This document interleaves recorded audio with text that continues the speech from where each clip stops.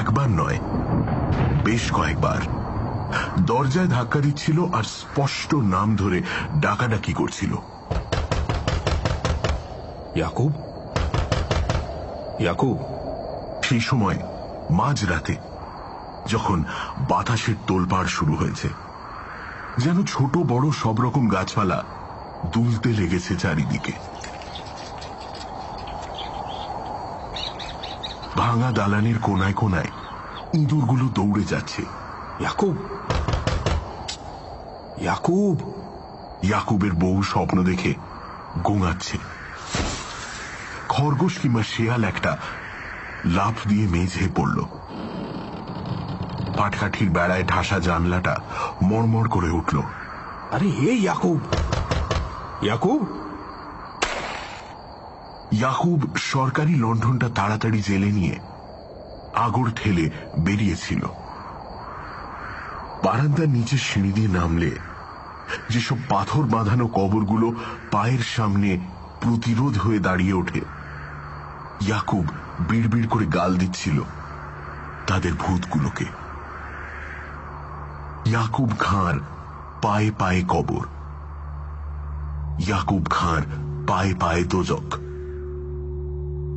কবরের ভেতরে দোজকের আগুন ঝলসে উঠছে। সেই আগুনে পা বাঁচানো কঠিন। ইয়াকুব অনেক সাবধানে হেঁটে ফটকের কাছে পৌঁছেছিল। ফটকটা তখনও নড়ে উঠছে, কিন্তু ভারী দরজার পাল্লা একটু ফাঁক করে আছে এমন কাউকে সে দেখতে পায়নি। ইয়াকুব মুন্ডুটা বাড়িয়ে এদিক ওদিক খুঁজেছিল। জমাট অন্ধকার, আকাশে নক্ষত্র জ্বলছে। সামনে ফাঁকা কিছু ঘাসের জমি, তার ওপারে জাতীয় মহাসড়ক। সবকিছু অন্ধকারের মধ্যে একাকার।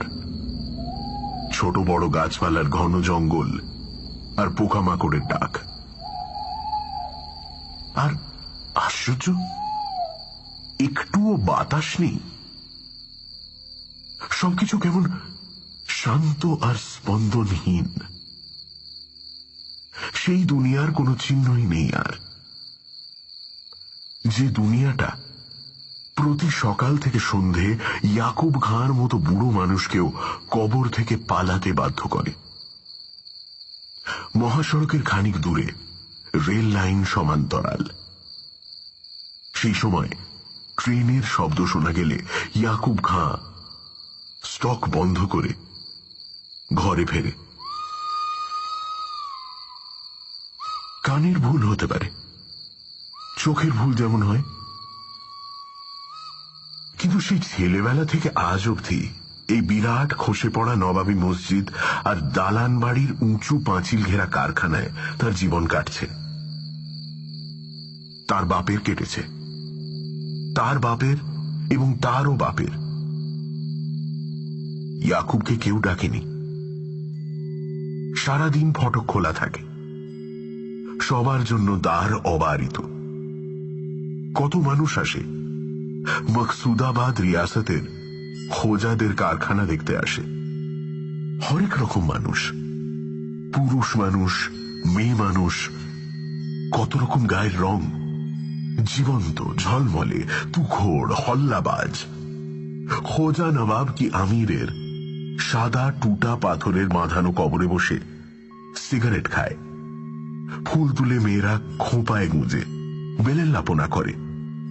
কুতকুতে চোখে তাকিয়ে দেখে বুড়ো খিদমতগার ইয়াকুব খান। রাগে গা জ্বালা করে। বেশরম মরদ। অসহ্য লাগলে সে গোমড়া মুখে বলেই ফেলে, अरे बहुत हो गया हुजूर, और की देखबे नहीं खाने, तो मामूली कब्रिस्तान है खोया लोगों का। অসহ্য, তবু ভালো লাগে। ভালো লাগে রাতের দিকে, যখন নির্জনতা থমথম করে, ঝিঁঝির ডাকে দিনের সেই দৃশ্যগুলো চোখের সামনে স্পষ্ট ভাসে। আহা, এই তো হচ্ছে জীবন। সারাটা দিন জীবন দেখেছে সে। এখন রাতে শুধু মৃত্যুর স্বাদ, মৃত্যুকে অনুভব করা। চারপাশে মौत का अंधेरा আর मौत का ঠান্ডা। মৃত্যুর অন্ধকার, মৃত্যুর শীতলতা। এবং তখনই দিনের রোদের প্রজাপতির মতো সেই ফুটফুটে সুন্দর যুবক যুবতীদের কথা তার মনে পড়ে যায়। আফসোসে ঘুম আসে না। পালিয়ে যেতে ইচ্ছে করে ইয়াকুব খানের। বড় বড় ঘরগুলো সব ধসে পড়েছে। দরজা জানলা কোনোটা খুলে নিয়ে গেছে চোরে, কোনোটা বা অন্য কেউ। বারণ করতে মন চায় না ইয়াকুবের। নিচ্ছে নিক, যে কাজে লাগে নিক, তবে কৈফিয়ত দিতে প্রাণান্ত বেচারার। জামিলা খাতুন ওর বউ এখনো বুড়ি হয়নি। সে বলে, पकड़ के ले जाएगा तुमको। हाँ, कैद होगा, कैद होगा। ইয়াকুব ম্লান হাসে। কয়েদ হলে জামিলা আর তার ছেলে নসরত খাঁ ভিক্ষে করবে। তামাম মকসুদাবাদ জেলাতে সাধারণ মানুষের হবে এই নসিব, ভিক্ষে করার নসিব। অবশ্য সারা মুর্শিদাবাদ জেলা দেখেনি ইয়াকুব, এমনকি লালবাগ শহরটাও ভালো করে দেখেনি। সময় কোথায় তার? সারাদিন টুরিস্ট বাবুরা আসে আর যায়। তোতা পাখির বুলি বলতে বলতে সামনে হাঁটে সে। फिर ये देखिए, ख्वाजा नवाब बहादुर हशमत मिर्जा का कब्र, और ये ख्वाजा सरदार मिर्जा मोहम्मद दानिश का, और वो দেয়াল ঘেরা কবরখানা আর কেল্লার মতো প্রকাণ্ড ভাঙা দালানের চারপাশে জঙ্গল, অজস্র ধ্বংসস্তূপ। ধারে কাছে কোনো বসতি নেই। অদূরে মুর্শিদ কুলি খাঁয়ের কবর, কাটরা মসজিদ। কবরখানার পেছনে উঁচু দেওয়াল ঘেরা পুকুর আছে। শ্যাওলা ভরা সবুজ জলে ইয়াকুব খাঁর দুরন্ত ছেলে সাঁতার কাটে। ইয়াকুব তাড়া করে ছেলেকে, अरे जल्दी से नहाना, स्कूल में देर हो जाएगा। ছেলে কিন্তু বাংলা বুলি বলে। কাটরা মসজিদের পাশে পাঠশালায় পড়ছে সে। আহা, দুধের বাচ্চা, পাখির স্বরে পড়া বলে। তো ইয়ে হ্যায় জিন্দগি কি রোশনি। জীবনের প্রজ্জ্বল বাতিতে ইয়াকুব খাঁ মধ্যরাতে ছেলের গায়ে হাত রেখে ভাবে, একদিন নসরত বড় হবে, বাবা মাকে নিয়ে যাবে সুন্দর এক ঘরে, যার চারপাশে কবরখানা নেই। সে চাকরি করবে, বাপের মতো নচ্ছার চাকরি নয়, কবরখানার চাকরি নয়। জ্যান্ত মানুষেরা যেমন করে ঠিক তেমনই। সে ভূতের প্রহরী হবে না, ভূতের ঘরে থাকবে না। याकूब, याकूब। তবে ডাকলো কে? নির্জন বসতিহীন এই কবরখানায় এত রাতে কার দরকার হবে ইয়াকুব খাঁকে? বিছানায় শুয়ে সে অনেকক্ষণ ভাবছিল। কানের ভুল ছাড়া কিছু নয়। সারা জীবন কবরখানায় যার বাস, সে ভূত আছে মেনেও ভূতের ভয় পায় না। ইয়াকুব খাঁ অনেক রাতে ছোট্ট কবরখানাটার ওই প্রাঙ্গণে কাউকে কাউকে দাঁড়িয়ে থাকতেও দেখেছে। হ্যাঁ, স্পষ্ট দেখেছে, সঙ্গে সঙ্গে তাড়া দিয়েছে, जा सो जा, चुपचाप सो जा। অশান্ত ব্যর্থ খোঁজাদের ভূতগুলো হয়তো সারা রাত সারা দিন ছটফট করে, এইটা ধারণা। কত জওয়ানি আসে তাদের বুকের ওপর বসে ফুল ছেড়ে। কবরের ভেতর আফসোসে নড়ে ওঠে খোঁজার আত্মা। দেহ দিয়ে দেহ ছুঁতে যায় হয়তো, কিন্তু ছোঁয়া হয় না। কি দুঃখ, কি যন্ত্রণা বেচারাদের। ইয়াকুব খাঁ এইসব কথা ভাবছিল, খোঁজাদের কথা, তাদের দুঃখ যন্ত্রণার কথা। আহা, খোদা তাআলা মানুষকে তো একবার মাত্র একটাই দেহ দেন। ইয়াকুব খাঁর মানাজাত ছিল খোদার কাছে ওরা যেন প্রত্যেকে একটা করে সুন্দরী হুরি পায়, ওদের শান্তি হোক, ওদের জিন্দগির তৃষ্ণা তৃপ্ত হোক।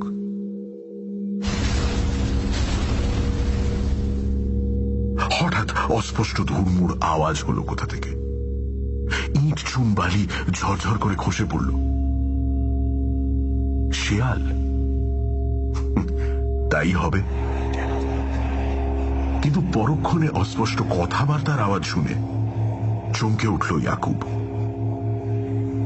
ওদিকে সারবদ্ধ কারখানা ঘর আছে, কোনটি ছাদ আছে, কোনটি নেই, ভেতরে ঘাস আর আগাছা। কোথাও যদি বা শূন্য, সারা মেঝে জীবজন্তুর নাদি ছড়ানো। ইয়াকুব ফের বিকৃত মুখে উঠল। লণ্ঠনের দম বাড়িয়ে বেরোল সে।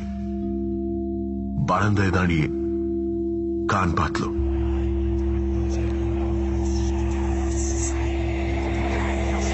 কারা যেন চাপা স্বরে কথা বলছে। শরীর শিউরে উঠল তার। মানুষ না ভূত ওরা? कौन? अरे कौन है? কাঁপানো গলায় চেঁচালো সে। সঙ্গে সঙ্গে চুপ। ইয়াকুব লণ্ঠনটা তুলে ধরে সিঁড়ি বেয়ে নামল। ওদিকের ঘরের সামনে গিয়ে এদিকে ওদিকে আলো ঘুরিয়ে দেখবার চেষ্টা করল, কিন্তু কিছু দেখতে পেল না। কিন্তু কথা বলার আওয়াজ সে স্পষ্ট শুনেছে। এটা কোনো মতেই ভুল হতে পারে না। ধ্বংসস্তূপের ওপর সাবধানে পা বাড়ালো সে। শীতের মধ্যেও ঘাম দেখা গেল তার কপালে। তুলোর কম্বলটা গরম হয়ে উঠল যেন। শেষ প্রান্তের ঘুপটি ঘরের ভেতর দাঁড়িয়ে আছে যারা, তারা মানুষ। মানুষ, কারণ এখানের ভূত অমন পোশাক পরে না। কোট প্যান্ট আর শাড়ি। একজন পুরুষ, অন্যজন মহিলা। দরজার ভেতর লণ্ঠনটা উঁচিয়ে মুহূর্তে সে চিনতে পেরেছে ওদের। তিনের সেই বেলেল্লা লড়কা আর লড়কি। ইয়াকুবের মুখটা বিকৃত হাসিতে ভরে উঠল। ओ, तो आप हैं यहाँ? ये ठीक नहीं है, ठीक नहीं है। इतनी रात को कब्रिस्तान में आप क्या मतलब से आए? যুবকটি হাসছিল। আরে এসো এসো খাঁ সাহেব, বিদেশি মানুষ কোথায় আর যাবো বলো তো? তখন তোমায় অমন করে বললাম রাত্রিটার মতো জায়গা দাও, তো তুমি তো দিলে না। কি বেয়াড়া দেশ রে বাবা, কেউ জায়গা দিতে চায় না। অগত্যা কি আর করি, তুমি বলো খাঁ সাহেব। যুবতীটিও নির্লজ্জের মতো হাসছে। একটা মাদুর দেবে গো? কিছু ভাড়া নেবে বরং? সকালবেলা বাস ধরে আমরা লালগোলায় পদ্মা দেখতে চলে যাব। ইয়াকুব কি বলবে ভেবে পাচ্ছিল না। না, এমন কাণ্ড তার জীবনে কখনো ঘটেনি। দিনের বেলায় যে টুরিস্ট দলটি এসেছিল, একটু দেরি করে এসেছিল, সন্ধ্যের সামান্য আগে, তাদের মধ্যে ছিল এই দুজন। যেন দলটাকে ফাঁকি দিয়ে এরা দুটিতে কেটে পড়বার মতলবে ছিল। কারণ এরা সবাই বেরিয়ে গেলে কবরের পেছনের ফুলের ঝোপ থেকে আচমকা এদের আবির্ভাব। 6টায় দেউড়ি বন্ধ করে দিতে হবে। ইয়াকুব সেই কথা বলাতেই ওরা রাতের আশ্রয় চেয়েছিল। থাকবার মতো জায়গা নেই। তাছাড়া ওদের কেমন বেলিল্লা মনে হয়েছিল তার। দলের আড়ালে পরস্পরে হাত ধরাধরি, এমনকি ঝোপের ভেতর চুমু খেতেও দেখেছিল সতর্ক ইয়াকুব। মানুষ এমন বেহায়া হতে পারে? ওরা যে স্বামী স্ত্রী নয় তা স্পষ্ট বুঝেছে ইয়াকুব। বাঙালি হিন্দু মহিলা সিঁথিতে সিঁদুর পরে। মেয়েটি সিঁথি লক্ষ্য করেছিল সে। সিঁদুর নেই। তাজ্জব। ইয়াকুব ঘড়ঘড় করে বলল, अरे आमी गरीब आदमी आछे हुजूर, रात में इतना हमको परेशान करने आप यहाँ पे क्यों आए? शहर में जान उखाने बहुत होटल आछे, शहर में बहुत बदर आदमी भी आछे, सबाई जगह दीबे। कब्रिस्तान रात में रहने की जगह नहीं है। যুবকটি পকেট থেকে একটা 5 টাকার নোট বের করে বলল, এই যে ইয়াকুব খান, তোমার বকশিস। বড্ড বিপদে পড়েছি, তা না হলে কি আর এখানে আসি আমরা? তুমি ভেবে দেখো। বিপদটা কি ভেবে পাচ্ছিল না ইয়াকুব। 5 টাকা বকশিস? কবরখানায় এই প্রহরী যে টুরিস্টদের কাছে গাইড হয়ে ওঠে, তাকে বড় জোর 2-4 আনা কেউ কেউ দিয়ে যায় দয়া করে। আর এই 5 টাকা দিলে লালবাগের যে কোনো হোটেলওয়ালা ওদের থাকতে দিত, এই শীতে লেপ কম্বলও দিত। তবে কেন এই কবরখানায় থাকবার জেদ ওদের? সে বলল, कुछ समझ में नहीं आ रहा है बाबूजी, आप लोग होटल में जाइए। যুবতীটি ম্লান হাসল। এত রাত্রে ঠান্ডার মধ্যে তুমি তাড়িয়ে দিচ্ছ ইয়াকুব? তুমিও তো মানুষ। তর্ক করতে আর ভালো লাগছিল না ইয়াকুবের। সে বিরক্ত কণ্ঠে বলল, अरे ये कि আপনাদের মতন আদমির থাকার জায়গা হুজুর? হ্যাঁ, জঙ্গলি কবরস্থান, সাপ হ্যাঁ, বাঘ ভি আছে, কোনো খারাপ কিছু হয়ে গেলে আমার পরেশানি হয়ে যাবে। যুবকটি এবার গম্ভীর কণ্ঠে বলল, ঠিক আছে, আমরা কিন্তু থাকছি, পারো তো জোর করে বের করে দাও। কি নাছোড় বান্দা রে বাবা। ইয়াকুব গজগজ করতে করতে ঘরে এলো। গোল্লায় যা করা, তার কি, গায়ের জোরেও এঁটে ওঠা যাবে না। জোয়ান লোক, জোর আছে গায়ে। ইয়াকুব বুড়ো হয়েছে, তাছাড়া চেঁচামেচি করে তো লাভ নেই। কে শুনতে পাবে? আশেপাশে কোনো বসতি নেই যে বিপদে আপদে লোকে সাহায্য পাবে। সে স্তূপগুলোয় সাবধানে পা ফেলে নামবার সময় হঠাৎ তার মনে হলো টাকাটা নিয়ে এলেই ভালো হতো। 5-5টা টাকা, মাসে 30 টাকা মাইনে পায় সে। এ বাজারে কি কষ্টে যে দিন কাটছে বলার নয়। জামিলা খাতুন শুনলে তাকে বকবে, তার আক্কেলে নিন্দে করবে। ওই টাকায় কালকের দিন কি পরের দিনটাও হেসে খেলে কেটে যেত। আফসোস লাগলো। নিজের ঘরের বারান্দায় এসে কিছুক্ষণ চুপচাপ দাঁড়িয়ে রইল ইয়াকুব খাঁ। টাকাটা চোখের সামনে অন্ধকারে উড়ছে, যেন প্রজাপতির মতো, যেন গায়ে এসে ছুঁয়ে যাচ্ছে বারবার। তুলোর কম্বলটা গরম হয়ে উঠেছে। ফের গিয়ে বেহায়ার মতো চেয়ে বসবে নাকি? বরং বুদ্ধি জেগে উঠল ইয়াকুব খানের। বরং একটা কাজ করা যেতে পারে। বারান্দার এক কোণে পাটকাঠির বোঝা আছে একটা। জামিলা আশেপাশের এলাকা ঘুরে দিন মানে এগুলো সংগ্রহ করে আনে। এ তল্লাটে প্রচুর পাটের চাষ হয়, বা খালে ডোবায় চাষারা পাট পচতে দেয়। কিনারায় প্রচুর ভাঙাচোরা পাটকাঠি পড়ে থাকে। চুপি চুপি সেগুলো নিয়ে আসে গরিব দুঃখী মানুষেরা। ইয়াকুব খাঁ খাঁটি মানুষ, চোর নয়, বদমাশ নয়। তার বউ চুরি করবে এটা সে অপছন্দ করে, কিন্তু উপায় কি? চোখে দেখেও সব মেনে নিতে হয় তাকে। এও সেই রকম, মেনে নিতে হবে ইয়াকুবকে। ওই মানুষ দুটিকে সে এক বোঝা পাটকাঠি দিয়ে আসবে, বলবে এর উপর শুয়ে ঘুমিয়ে পড়ুন। একটা বাড়তি মাদুর বা তাকিয়া থাকলে দিতাম, কিন্তু নেই। বউ যাও বা বনে বেঁচে আসে বাজারে। বড় কষ্টে বাস করছি হুজুর। হ্যাঁ, ওনাদের ঠান্ডাও লাগবে, কিন্তু কি করা যায়? ইয়াকুবের বাড়তি কম্বলও নেই একটা। কাঁথা আর চট আছে, বালিশ আছে। ঠিক আছে, একটা বালিশ ও ওদের দেবে, অথবা ওদের পছন্দ হলে ওর চটটা দেবে। নিঃশব্দ হাসিতে ইয়াকুবের তোবড়ানো মুখটা ফুলে ফুলে উঠতে লাগলো।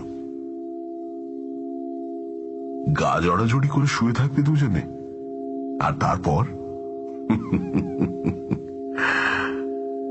বড় তাজ্জব লাগে। এমনি করে বাচ্চারা জন্মায় পৃথিবীতে। দুনিয়ার বাচ্চা জন্মাবে বলে মানুষ নিরালা ঘর খুঁজে বেড়ায়। কেউ ঘর পায়, কেউ পায় না। ওরা পায়নি, তাই ওরা চলে এসেছে এই কবরখানায়। দিব, আমি घर দিব আপনাদের। हाँ, मौत के अंधेरे में जिंदगी का रोशनी जलाइए। তারপর পাটকাঠির বোঝা, নিজের বালিশ আর চটটা নিয়ে ইয়াকুব দরজার কাছে যেতেই হুড়মুড় করে উঠে বসে দুটি মানুষ।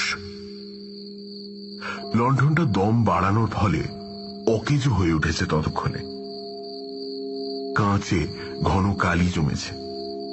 স্পষ্ট নজরে পড়ল না, তবু ইয়াকুব দেখতে পেল দৃশ্যটা। পোশাক আশাক বিছিয়ে ওরা শুয়েছিল দুটিতে এই শীতে, তবু ওদের দেহ দুটো ঘামে চকচক করছিল।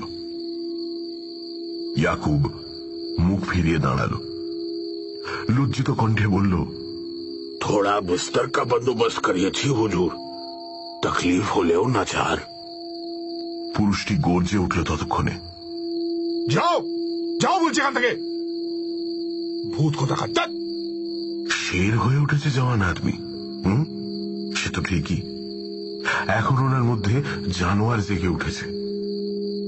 পুরো ইয়াকুবের পিঠে সে থাবা ফেলবে, তবু ইয়াকুব লুকিয়ে হাসছিল। बिस्तरा यहाँ थाक लो हुजूर, আমি যাই, আপনি আপনি আরাম সে সো যান। না, বকশিসটার কথা এখন আর তোলা যায় না, উচিত নয়। জিনিসগুলো দরজার সামনে দুদ্দার করে নামিয়ে রেখে ব্যস্ত পায়ে চলে এলো সে। লণ্ঠনটা সাফ না করলে আর কিছু দেখতে পাবে না। বারান্দায় বসে ফু দিয়ে আলো নিভিয়ে ফেলল সে। মুহূর্তে সারা কবরখানা ঘন অন্ধকারে ঢেকে গেল। কুলুঙ্গি হাতড়ে একটা নেতা বার করে আনলো সে। কাঁচ ঠান্ডা হওয়ার অপেক্ষায় বসে রইল। সামনে বারান্দার নিচে হোজাদের কবর। সেদিকে তাকিয়ে থাকতে থাকতে তার মনে হলো প্রতিটি কবরে ভূতগুলো দেহ পাওয়ার জন্য ছটফট করছে। আরে আরে কি তাজ্জব! সেসব ভূতেরা এসে পড়েছে তার খুবই কাছে। বড় ঠান্ডা তাদের অস্তিত্ব। পা বেয়ে জানু, উরু, তলপেট পেরিয়ে বুক থেকে গলা, ঠোঁট, মগজ অবধি পোকার মতো খিলবিল করে নড়ছে। সমস্ত দেহ হিম হয়ে উঠছে ক্রমাগত। হিমে আড়ষ্ট ইয়াকুব সাঁতার কাটছিল। অসহায় নড়াচড়া, কাকুতি, আগুনের জন্য আর্তনাদ, অথচ গলা দিয়ে স্বর ফোটে না কোনো মতে। 10 বছর আগেও ইয়াকুব তার মাঝবয়সী বউয়ের গলা জড়িয়ে শুয়ে থাকত। নিভন্ত আগুনের সামান্য তাপের শেষ পুলক সে অনুভব করেছে। হায়, এখন শুধু ছাই, ছাই আর হিম। ওই কবরে শুয়ে থাকা মানুষগুলোর দলে চলে গেছে ইয়াকুব খান। কি যেন ক্রমাগত ফিস ফিস করে বলছে, और ये है ख्वाजा याकूब खान का कब्र। পাটের নেতা রেখে উঠে দাঁড়ালো সে। মনে হলো চারপাশের গাছপালা, বন জঙ্গল জুড়ে অদ্ভুত ঝড় শুরু হয়েছে। কবরখানা নড়ছে, ঘরগুলো দুলছে, পেছনের মসজিদের গম্বুজটা ভেঙে পড়ছে।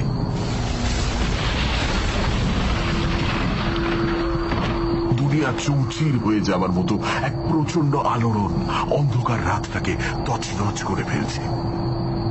পায়ের নিচে মাটি দুলছে। বারান্দার থামটা আঁকড়ে ধরেছে ইয়াকুব খান।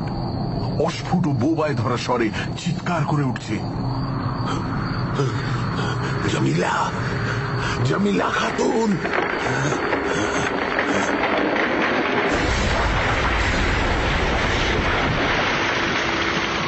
পরক্ষণেই ভয়ঙ্কর আওয়াজ হলো খুব কাছেই।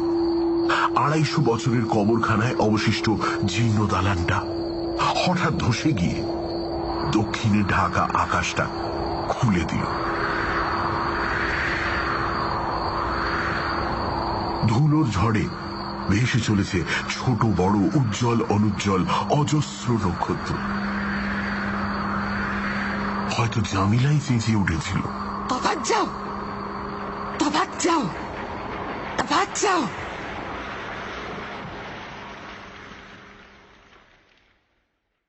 গল্পটা শেষ করে মুর্শিদাবাদের খোজা কবরখানার প্রহরী ইয়াকুব খান একটু হাসল, চোখে উদ্ভ্রান্ত দৃষ্টি। हाँ साहब, ও কামরাগুলো মেহমানদের জন্য আর মৌলবীদের জন্য বানিয়েছিলেন নবাব। সেই মাঝরাতে ভূকম্পে সব ধসে গেল, তারপর থেকে আর মেরামত হয়নি। কি বলবেন বলেন হুজুর, মুর্শিদাবাদে তো শুধু কবর আর কবরই আছে। শুধু কবর দেখতেই লোক আসে, আর তো কিছু নাই। যেটুকু আছে জলদি সেটুকুও খতম হয়ে যাবে।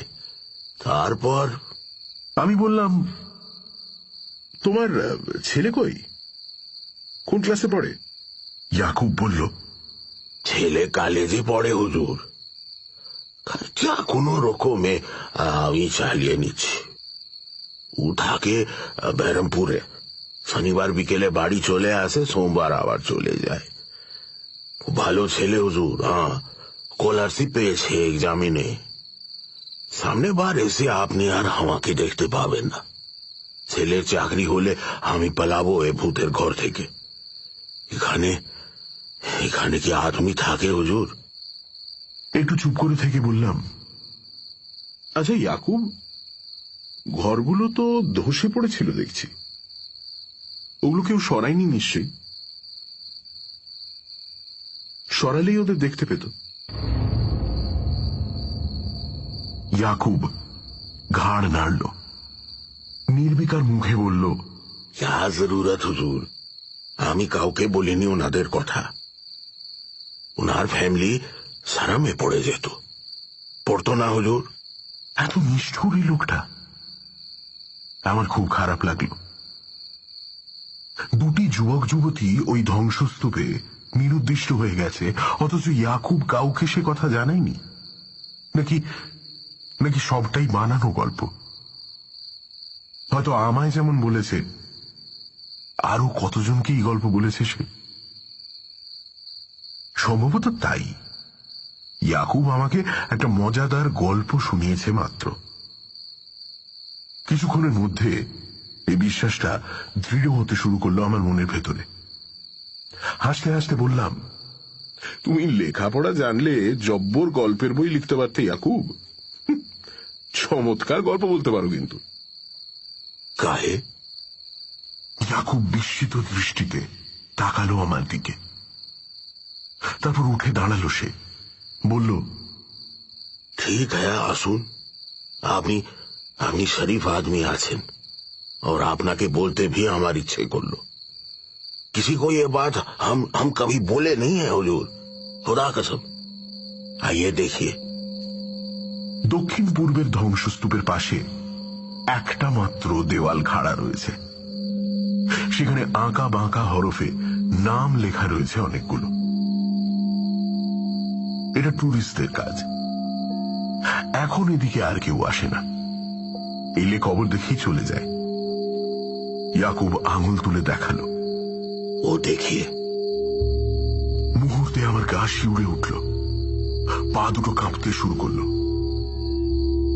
ইটের স্তূপের ফাঁকে আগাছা ঝোপ, আর তার শেকড়ে জড়ানো এক রাশ ধূসর চুল।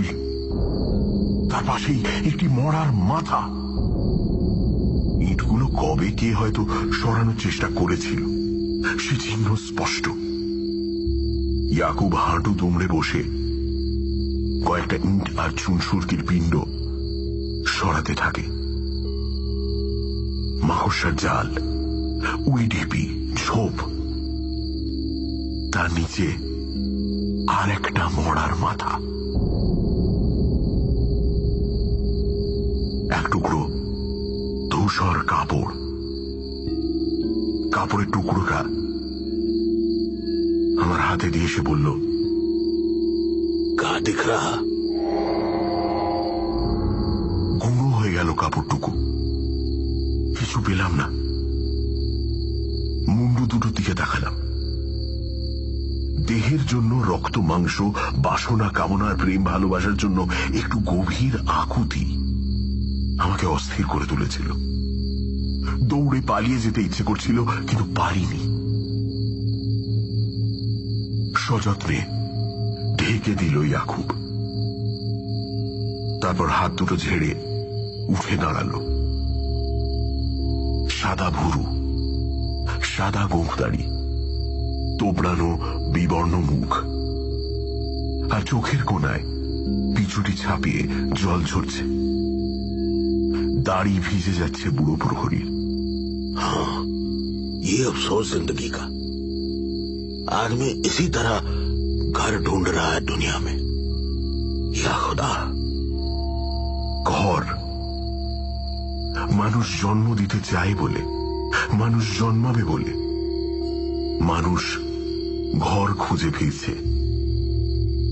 নিভৃত নির্জন ঘর, প্রকৃতির গভীরে, যেখানে উইডিপি, ব্যাঙের ছাতা, ঐতিহাসিক পুরনো দালান। তবু কেউ পায়, কেউ পায় না, আর কেউ পেয়েও সব হারায়। বললাম, চলি ইয়াকুব, 3টে ট্রেন। সে মুহূর্তে ঘরের জন্যই আমার মনে তাড়া লেগেছে।